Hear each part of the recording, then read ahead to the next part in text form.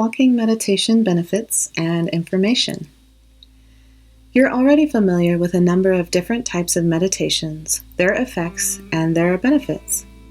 Walking meditation still offers those same meditative benefits but has a few additional bonuses. It can be a great alternative to sitting meditation for those who find it difficult to sit still.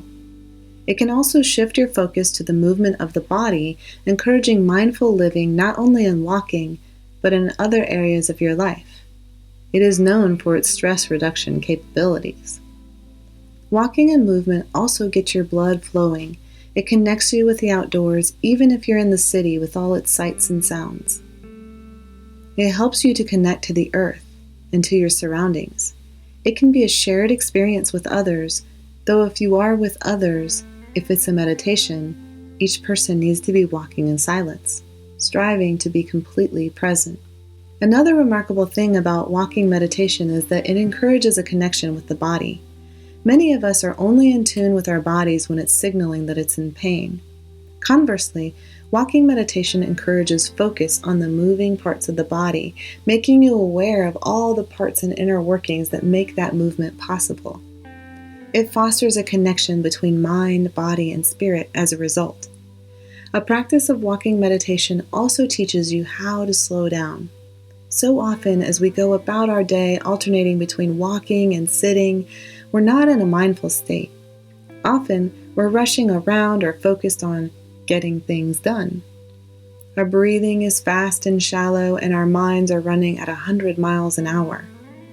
Walking with an intention to meditate teaches the body to breathe and pause, giving it time to take in more oxygen, stimulating that relaxation response, and, over time, to do this all the time, even when you're rushed.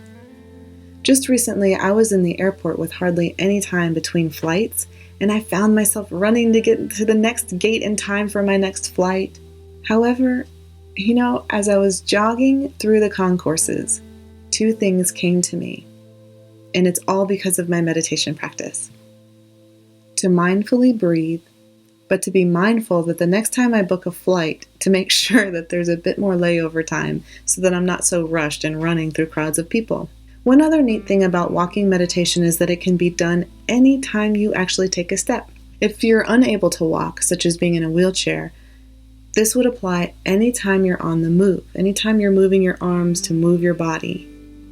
When you do a walking meditation, predetermine where you'll go, about how long, and set an intention that it will be a meditation.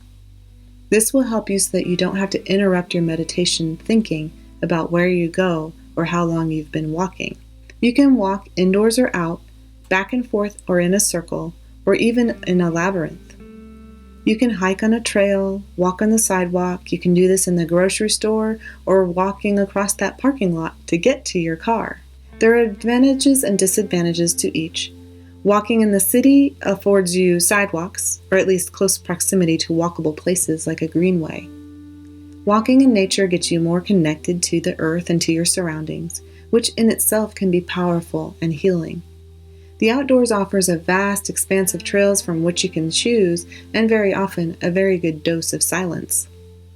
The more you incorporate this into your life, the easier it gets.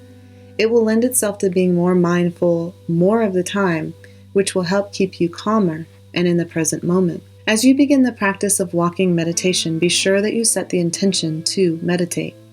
Try not to think about all the things you might naturally think about as you walk. Your work, any issues you have going on, a problem you're trying to solve. Instead, focus on the movement of your body, your breathing, your surroundings. Focus on that movement, your breathing, and your surroundings. You can do this meditation while walking with a pet, but be aware that if it's difficult to control your pet, or if you're constantly having to manage the leash, it might be best to do this meditation separately from walking with your pet. Be sure to wear comfortable clothing, good shoes, and walk where you know you will be safe. And as you walk, your focus is going to wander. It's what happens. It's okay to have thoughts. Welcome them. Meditation, of course, isn't a strain. Don't try too hard. Just bring your gentle, non-judgmental attention back to what is it? You're walking, you're breathing. when you find your thoughts have taken you on a tangent.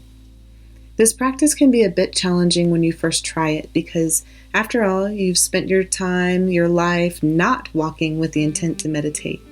Focusing on the breath and the movement of the body the first few times can be really, what is going on here? I can't concentrate or focus. And that's okay. Just keep coming back over and over again. The best thing you can do is start slowly. And remember to be kind to yourself. Listen to the guided meditation to get you started. When you practice on your own, start out with a few minutes at a time, working up to longer periods of time slowly. The guided meditation is an audio recording for easy download if you want to try that. You can also play it as you walk, but you can also listen to it before walking and then going out and trying it yourself. Enjoy.